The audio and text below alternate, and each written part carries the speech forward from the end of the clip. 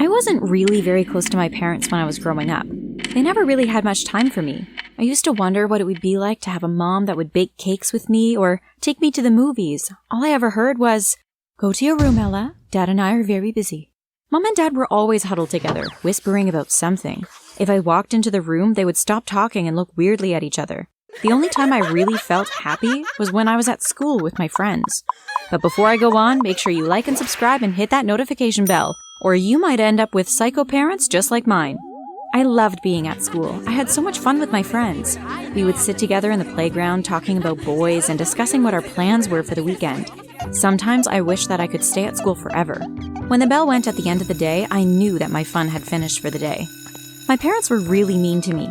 They always left me out of things, like the time when I came home from school and heard them talking in the basement.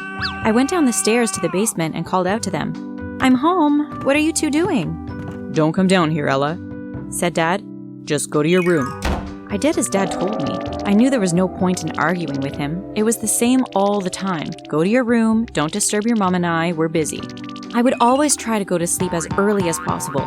That way it would soon be morning and I could get back to school.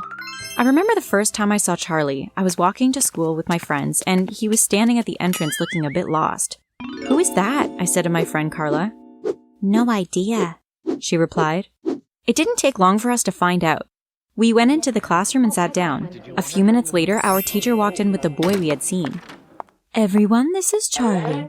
This is his first day at our school, so I hope you will all make him feel welcome," she said. I looked at Charlie and he smiled at me. My stomach turned over and my face went bright red. He must think I'm a complete idiot, I thought. I looked away and tried not to catch his eye for the rest of the class. At break time, I ran to find my friends. "Have you seen Charlie?" I asked them. "He is gorgeous." "I think Ella has a crush," they said, laughing.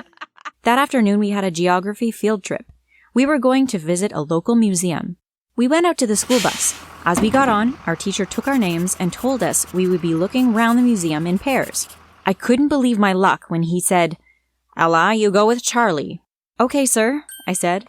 I didn't dare look at any of my friends because I knew they would be pulling faces at me. Charlie was so much fun. He kept telling jokes and entertaining me. I had never had so much fun on a field trip before. When I got home from school, I ran straight to my room and grabbed my diary. I started writing all about Charlie in my diary.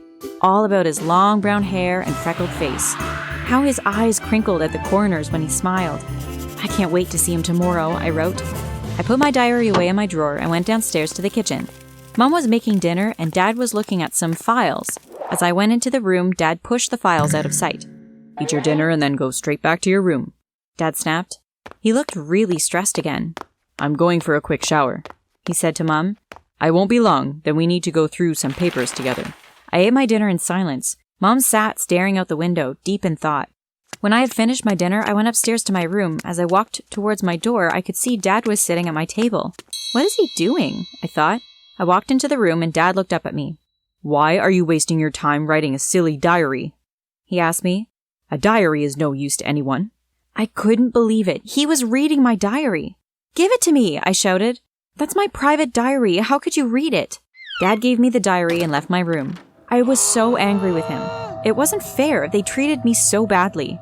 Why can't I have normal parents like everyone else, I thought. The next morning when I woke up, Dad had already left for work. I suppose it was good, really. At least I didn't have to speak to him. I set off for school. I couldn't wait to get there to see Charlie. But Charlie wasn't at school that day. He must be sick, I thought. But days went by and still Charlie didn't come back to school. I felt really disappointed. I hope he hasn't changed schools, I thought. I missed him so much. The only good thing at that time was that Mom and Dad had suddenly cheered up. Dad was actually singing to himself when I came in from school. He smiled at me as I walked into the room. "Did you have a good day, Ella?" he asked. Yeah, it was okay, I guess," I said in surprise. Dad never asked me about my day. I wondered why he was in such a good mood. "Where's Mom?" I asked. "Oh, she has just gone down to the basement for something," he replied. "Okay, I'll go find her," I said. Suddenly, Dad's mood changed. "Don't go to the basement, Ella. We've told you before. You stay away from there," he shouted. What is it about the basement? I thought to myself. Why don't they want me to go near it? Well, a few days after that, I found out. It was a Saturday morning and Mom and Dad were going out shopping. "We won't be too long," Mom called as she got in the car with Dad. I went and sat on the sofa. I looked out of the window and wished that the rain would stop. I felt so bored sitting there all alone with nothing to do. That's when I heard the noise. It sounded like a scratching sound, and it was coming from the basement. I knew that I wasn't supposed to go down there, but curiosity got the better of me. I ran down the stairs and listened at the basement door. I heard the noise again. There was definitely someone or something in there. I opened the door and went into the basement. There, in the corner of the room, I saw a bed and someone was laid on it. "Who are you?" I shouted. "What are you doing in my basement?" I couldn't see very clearly, so I walked a few steps closer. That's when I got the biggest shock of my life. Charlie was sitting on a bed in my basement. "Charlie!" I cried. "What are you doing here?" Charlie looked up at me. "I'm here because of your psycho parents," he said. "What?" I had to pinch myself because I thought I was dreaming. "My parents are rich and your parents have kidnapped me and brought me here, I guess for ransom," said Charlie. "I escaped from them once, but they found me again." "So that's why you haven't been at school?" I said. I told Charlie not to worry. I said that I was going to help him to escape. Well, it was the least I could do. We packed up Charlie's things and I grabbed some of my stuff and threw it in a bag. We had to get as far away from here as possible. We ran to the bus station and I bought 2 tickets. We stood waiting for the bus. I was so scared in case my parents drove around the corner, but luckily, the bus pulled in and we jumped on it. I had no idea where we were heading or what we would do when we got there, but I was just relieved that I had managed to get Charlie away from them. "I'm so sorry about my parents," I said to him. "I don't know why they would do something like that." "It's okay, it's not your fault," he said. Suddenly, the bus screeched to a halt and the door opened. I looked up and saw my mom and Dad getting on the bus. They walked down to where we were sitting. "Come on, you two," Dad said. "We're taking you home with us." "No," I said. "I know what you've done to Charlie. I know that you are bad guys." "Oh, you've got it all wrong," replied Dad. "We're not the bad guys. We're saving Charlie."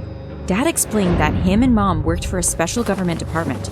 He told us that Charlie's parents had asked the government for help because some bad guys were plotting to kidnap Charlie and hold him for ransom. "They just needed us to keep you hidden until the bad guys gave up looking for you," Dad said. "But you didn't make it easy for us when you kept on escaping." Mom told us that Charlie was going to come and live with our family. He wouldn't have to sleep in the basement anymore, not now that I knew exactly what was going on. We got into Dad's car and drove home. I felt awful that I had thought my parents were bad guys, but it did seem pretty obvious at the time. When we arrived home, Mom showed Charlie to his bedroom. He was having the room next to mine. I couldn't help but feel quite excited that Charlie was going to be living with us. I would get to see him at school and then spend every evening with him too. When Charlie had put away all his things, we went downstairs to see what was for dinner. "I haven't had time to cook anything," said Mom. "Dad and I will go out and get some pizza. Why don't you two sit down and put the TV on?" Charlie and I went into the lounge and put on a movie. I could hardly concentrate on the film with Charlie sitting so close to me. I kept secretly looking at him. I felt like I was dreaming. I don't think I had ever felt so happy for a long time. We were probably about 10 minutes into the movie when we heard an almighty crash and the glass in our room window smashed to pieces. I looked towards the window and saw 2 men wearing black masks coming through the window. "Oh no, these must be the kidnappers my parents had told us about," I thought. Before I had the chance to do anything, one of them had grabbed hold of Charlie and they were pulling him towards the door. Charlie looked at me, his face was terrified. I looked around me frantically, wondering what I should do. Suddenly, I saw my diary on the table next to the sofa. I grabbed it and threw it as hard as I could at the man who had a hold of Charlie. The diary hit him so hard, it knocked him to the ground and then ricocheted off him and hit the other man on the head. Both of the men were lying on the ground unconscious. That's when I heard Dad's voice. I hadn't heard him come in. He looked at the 2 men lying on the floor. "Well, I guess keeping a diary does come in handy after all," he said, laughing. Dad pulled out some handcuffs and put them on the 2 men. Mom had called the police as soon as they had got home, so it wasn't long before they were putting the 2 guys into the back of a police car. We went into the kitchen and sat down to eat our pizza. "Are you 2 okay now?" asked Mom. "Yes, we're fine," I said. "But I've just got one question, Mom," I said. "How did you know that Charlie was going to my school?"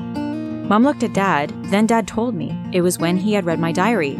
He told us that I had described Charlie in such great detail that even though I hadn't written his name, Dad had just been sure I was talking about the prince that had escaped from them. I felt so embarrassed.